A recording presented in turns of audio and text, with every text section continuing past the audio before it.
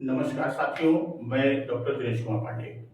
साथियों, जैसा कल पिछली वीडियो में हम लोगों ने गणित के खंड में देखा, तो उसमें हम लोगों ने बात किया किसकी? हम लोगों ने बात किया अंक की, संख्या की, और संख्या के साथ हम लोगों ने बात किया था दार्शनिक प्रणाली की, डेसिमल सिस्टम की।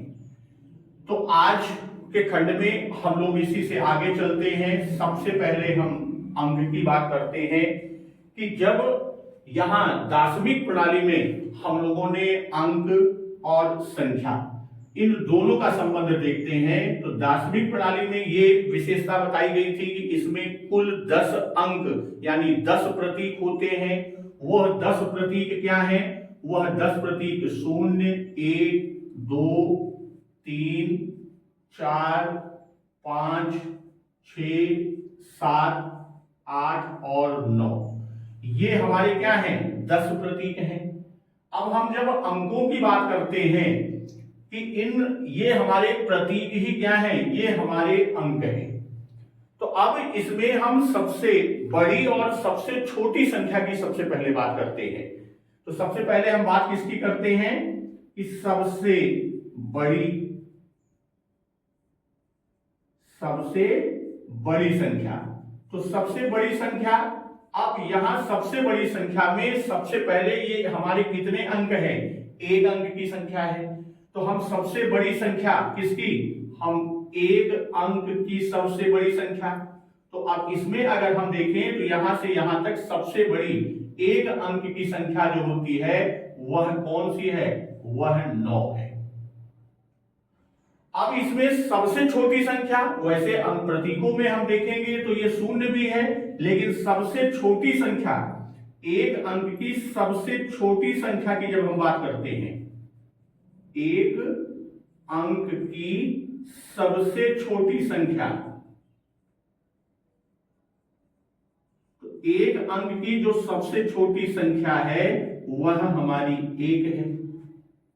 अब 9 से आगे जब हम बढ़ते हैं दार्शनिक प्रणाली में, जैसा बताया था, दाहिनी तरफ से शुरू करते हैं इकाई, दहाई, सैकड़ा, हजार, 10,000, लाख। तो हम क्रमशः बाएं तरफ, दाएं से बाएं तरफ चलते हैं। ये हमारी दार्शनिक प्रणाली है। और 1 अंक खिसकने पर इसका मान 10 गुना हो जाता है। अगर इकाई से दहाई पर मान लीजिए यहां 2 है, तो यहां इसका मान 2, और दहाई पर यही 2 आएगा तो इसका मान हो जाएगा 20, उसका 10 गुना। तो अब यहां जब हम 1 अंक की सबसे बड़ी संख्या 9 और 1 अंक की सबसे छोटी संख्या क्या है? 1 है। तो अब हम बात करते हैं किसकी? कि 2 अंक की सबसे बड़ी संख्या। 2 अंक की सबसे बड़ी से पहले हम सबसे छोटी की बात कर लें। 2 अंक की सबसे छोटी संख्या, तो 1 अंक की सबसे बड़ी संख्या कौन सी है? हमारी 9 है। और उसमें 1 अंक की सबसे छोटी संख्या को मिला दें तो उसका योग जो होगा 10। ये क्या है? ये 2 अंक की सबसे छोटी संख्या। उसी तरह 2 अंक की सबसे बड़ी संख्या की जब हम बात करते हैं, इसकी 2 अंक की सबसे बड़ी संख्या, 2 अंक की सबसे बड़ी संख्या, तो 2 अंक की यानी जो 1 अंक का 9 है, और इसी तरह हम 2 अंकों में बढ़ते जाएंगे, 10, 11, 12 से लेके 90, 91, 92, 93, 94, 95, 96, 97, 98, 99, और 99 से आगे बढ़ते हैं तो 100 क्या होगा? 3 अंक में चला जाएगा। तो 2 अंक की सबसे बड़ी संख्या कौन सी होगी? 2 अंक की सबसे बड़ी संख्या 99। इसी तरह 3 अंक की सबसे छोटी संख्या की बात हम करेंगे, किसकी? 3 अंक की सबसे छोटी संख्या,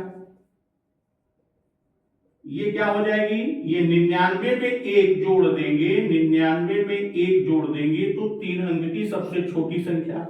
उसी तरह 3 अंक की सबसे बड़ी संख्या की बात हम करेंगे तो वह 999।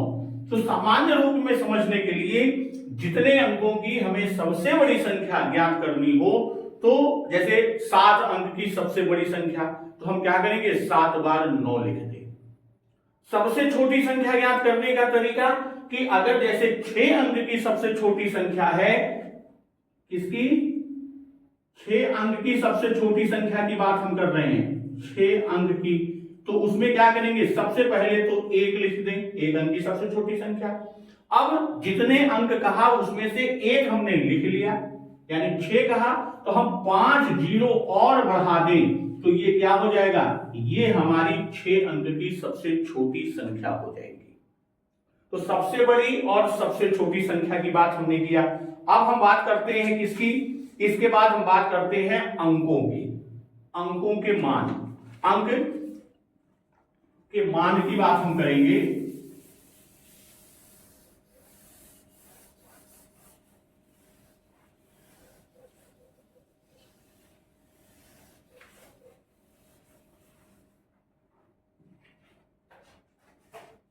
सबसे पहले बात हम किसकी कर रहे हैं, सबसे पहले बात करेंगे हम अंकों के मान।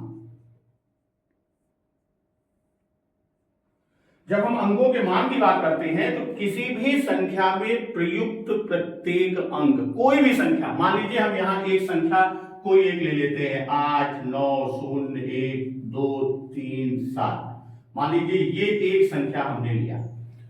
अब यहां ये चीज समझिए, किसी भी संख्या में, ये हमारी एक संख्या है, अब किसी भी संख्या में प्रयुक्त प्रत्येक अंक के कुल 2 मान होते हैं, यानी इसमें जितनी भी संख्याएं हैं 8 9 0 1 2 3 7, यानी 8 का भी 2 मान है, 9 का भी 1 2 3 7, यानी प्रत्येक अंक के 2 मान होते हैं। उनमें से हम दोनों मान की बात करते हैं। 2 मान कौन कौन से होते हैं, सबसे पहले कौन सा मान होगा, सबसे पहले हम बात करते हैं वास्तविक मान,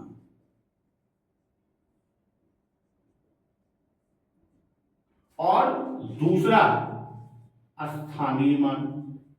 पहला वास्तविक मान और दूसरा स्थानीय मान।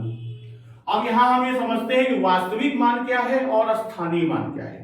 अब जैसे यही संख्या हमारे पास है, इसमें 8 का वास्तविक मान और 8 का स्थानीय मान, 9 का वास्तविक मान 9 का स्थानीय मान, या 3 7 2 1 का वास्तविक और स्थानीय मान। तो वास्तविक मान क्या है, अगर हम बात करें किसकी, बात कर रहे हैं वास्तविक मान।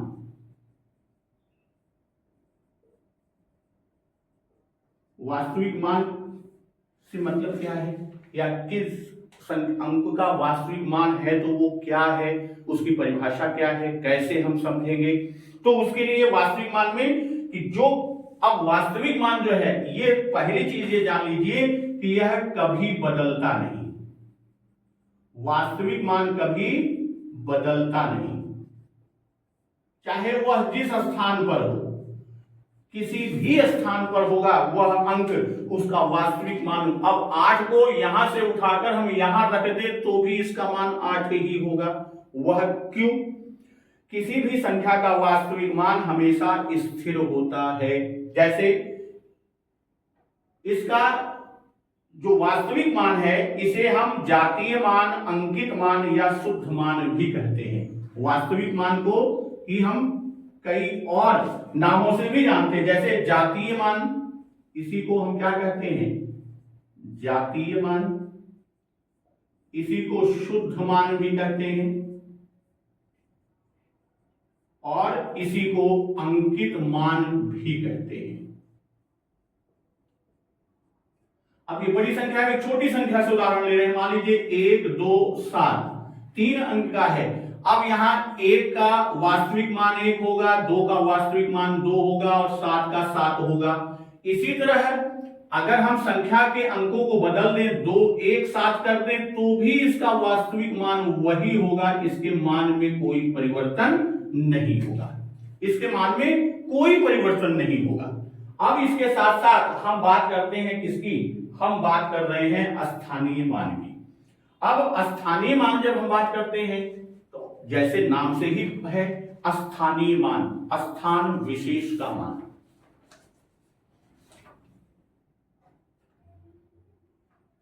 तो स्थानीय मान में संख्या के किसी अंक का वह मान, स्थानीय मान को अगर हम आप समझें,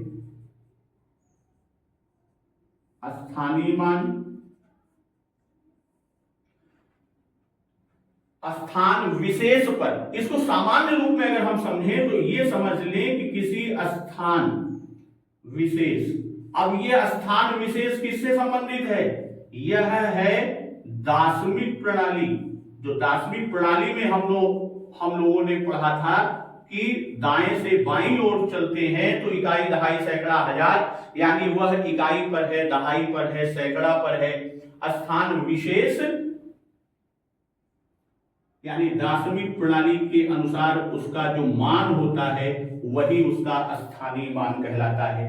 अब इसे यह भी कहते हैं कि संख्या में किसी अंक का वह मान जो उसके स्थान विशेष के कारण होता है। किसी संख्या में अंक का वह मान, किसी संख्या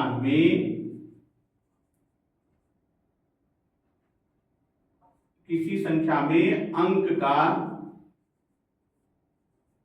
स्थानीय मान हम किसका निकालते हैं? अंकों का। किसी संख्या में अंक का वह मान जो किसी स्थान विशेष के कारण होता है, जो